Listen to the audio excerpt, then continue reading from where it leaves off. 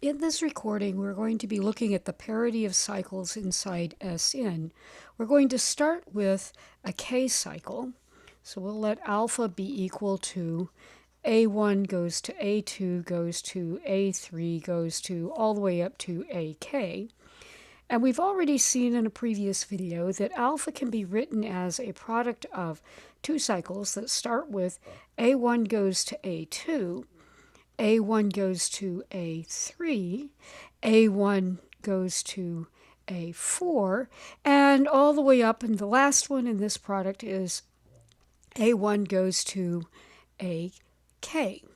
And just to very briefly make sure that we understand what's happening, let's just do the tracing and make sure that things are what we expect them to be. So A1 is going to go to A2, and A2 is fixed.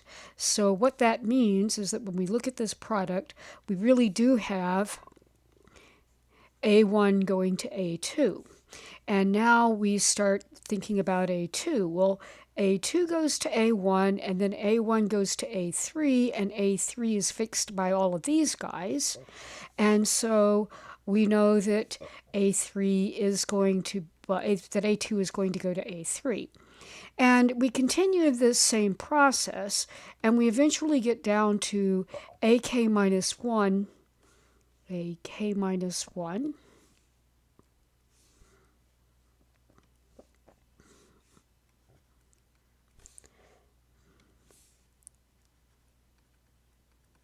And for AK minus 1, when we do the tracing, well, none of these guys are going to move AK minus 1. The transposition right before this one is A1 goes to AK minus 1. And so at that point, we will have AK minus 1 goes to A1 and A1 goes to AK. So we do know that AK minus 1 will go to AK.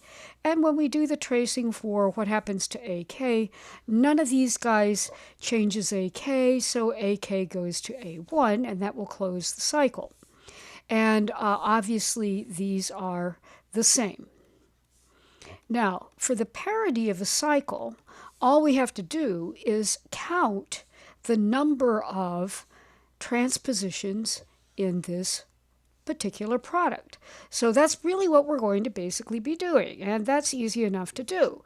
This is the first one, the second one, the third one, and so on, and this becomes the K minus second one, and this becomes the K minus 1 2 cycle. So this is the K minus 1th 2 cycle in the product. And as a consequence, that means that the parity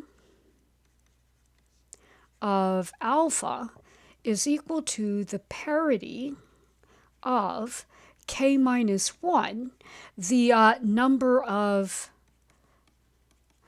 2 cycles in our decomposition.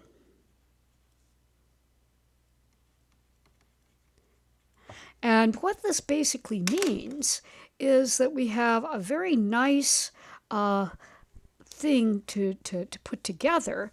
Essentially, what we know is that if alpha is equal to a K cycle, then the parity of alpha is equal to the parity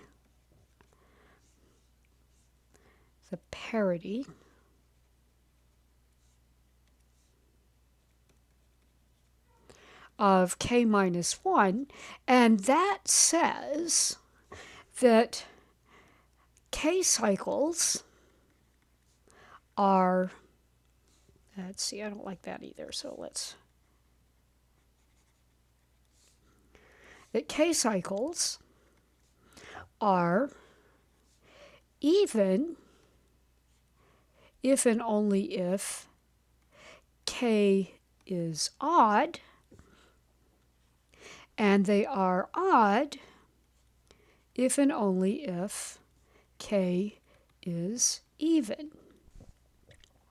Now, what this actually means is that, just to do a couple of very quick examples, if I have alpha is equal to, say, 1 goes to 5 goes to 2 goes to 8 goes to 3 inside of S8, to find out whether or not alpha is even or odd, we just count the length of the cycle. So let's do that.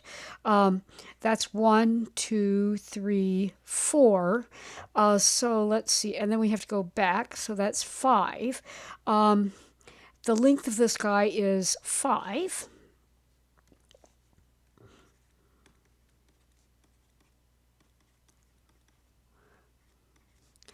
And because he's a 5 cycle, that means alpha is an even permutation.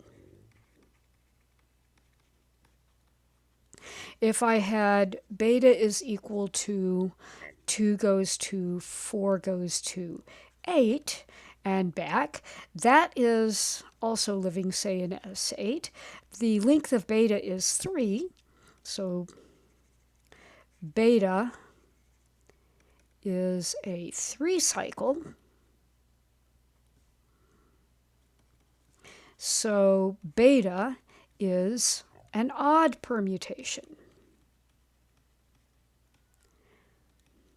And that's it for this video.